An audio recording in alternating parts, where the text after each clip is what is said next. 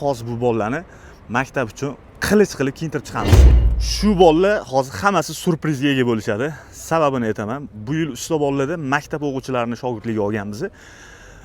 Ya'niki toblanish kerak. Oyisini, adasini etagidan tushish kerak, tizzasiga borib o'tirib olib, nima muammo bo'lsa hal qilib bering ada degan joydan etapdan o'tish uchun shu bolalar mana 30 tacha bola keldi, saralanib shu bolalar yozim bilan ustozlarning achchiq-achchiq gaplarini eshitib, quyoshda D vitaminiga to'yib, baland joyda ishlab qiyinchilikdan o'tishdi. Ya'niki pul topish mas'uliyatini ozgina bo'lsa ham his qilishdi. Ota-onam meni shunaqa boqar ekanda degan tushunchaga ega bo'lishdi.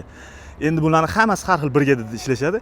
Ustozlari tomonidan rag'batlantirildi. Hozir bu bolalarni maktab uchun qilich qilib kiyintirib chiqamiz. Aytmoqchi bo'lgan bu bolalar 10 yoshdan uzog'i 15 yoshgacha bolalar. Shu videoni 10 yoshdan 15 yoshgacha bo'lgan jiyaningiz, o'g'lingiz, ukalaringizga tashlab qo'yinglar. Bu bolalar saralanib sinovdan o'tdi. Pul topish mas'uliyatini his qilishdi.